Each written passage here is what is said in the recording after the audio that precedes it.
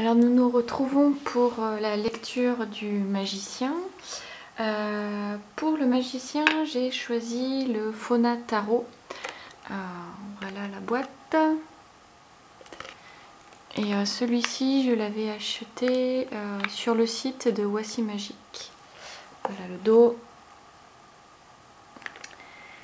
J'aime beaucoup les illustrations.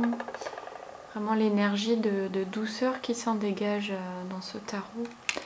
Ouais. Et vraiment la qualité aussi des cartes est vraiment très agréable.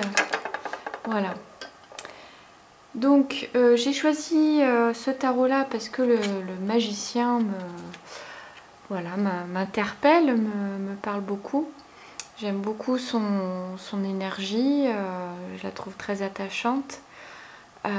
Voilà, donc on voit que cet écureuil volant, il a beaucoup de capacités, beaucoup de potentiel pour se jeter, pour être qui il est et mettre en action, voilà, ouais, tout son potentiel. Et enfin, voilà, j'aime beaucoup cette approche-là du magicien.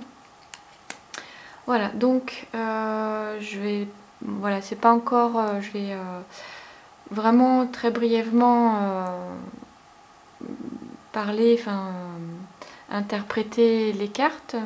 Bon, je ne vais pas aller trop loin non plus puisque c'est une lecture, voilà, qui est personnelle aussi, donc je ne vais pas aller trop loin. Mais voilà, juste pour vous donner un ordre d'idée, pour voir toujours la pertinence de la lecture. Après, voyez si ça vous parle ou non. Vous pouvez très bien ne pas la faire et passer à la vidéo suivante. Voilà, donc tout est possible. En tout cas, ici, pour cette lecture, c'est vraiment en rapport avec le magicien et c'est vraiment pour se connecter à soi et au moment présent et dans l'intention, voilà, d'être libre, d'être qui l'on est. Pour ça, il faut se connaître et il faut se connecter à soi. Voilà, donc la première va être celle-ci, placée ici. Et la question va être: quelles sont mes ressources intérieures pour être qui je suis, quoi, pour me sentir libre d'être. Donc j'ai tiré la carte de l'ermite. Mes ressources intérieures, oui, effectivement, pour me sentir libre d'être, c'est le travail introspectif, c'est de me relier à autre chose, pour voir la lumière, pour entrevoir la lumière, voilà, donc travail d'introspection, voilà, je n'ai pas peur d'aller voir à l'intérieur de moi. Deuxième question ici en haut: quelles sont mes émotions les plus présentes actuellement? Alors mes émotions, ça ressemble pour moi le cavalier de coupe. Pour moi, c'est vraiment oui, je me fixe, je suis déterminée, je me fixe un objectif qui me comble au niveau émotionnel. Je suis dans cette quête-là, voilà, à développer évidemment. Ensuite, en troisième position, quelles sont mes pensées les... Non, c'était pas celle-là, pardon, c'était celle-ci, voilà. Quelles sont mes pensées, la deuxième ici, voilà, oui. Quelles sont mes pensées les plus stressantes en ce moment? Mes pensées, le roi d'épée ici. Mes pensées les plus stressantes, je pense que c'est plus lié voilà, à la famille, à mon fils, voilà, c'est plus ça, voilà, je vais pas aller trop loin, et voilà.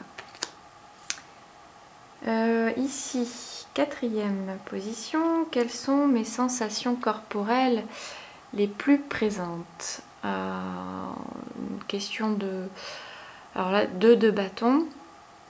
Peut-être une sensation d'être tiraillée, voilà, dans mon corps, d'être un peu en déséquilibre et peut-être pas assez ancré, voilà. en ce moment. Ensuite, ici, comment je vois ma vie en ce moment.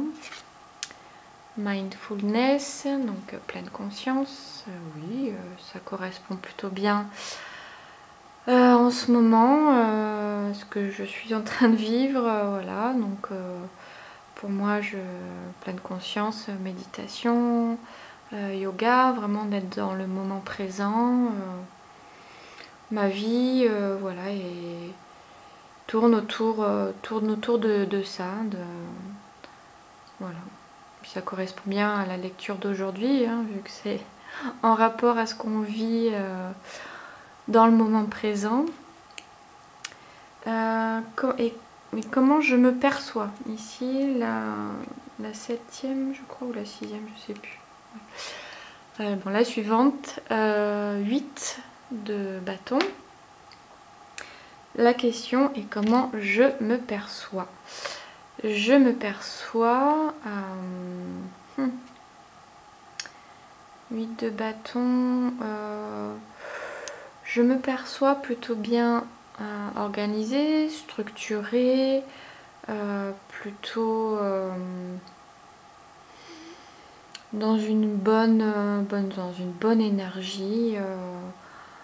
Voilà, avec des projets, avec des idées, voilà, plutôt dans la créativité et l'envie de partager ça avec les autres.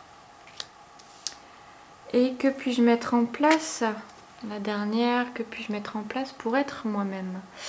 Donc le 6 de bâton, eh ben je suis prête à me défendre, à m'imposer, à montrer qui je suis. Voilà, en gros c'est ça, à développer toujours. Voilà, donc j'espère que cette lecture vous aura aiguillé un petit peu et vous aura permis de vous recentrer, de vous reconnecter avec vous-même et voilà, essayer de développer évidemment votre propre lecture.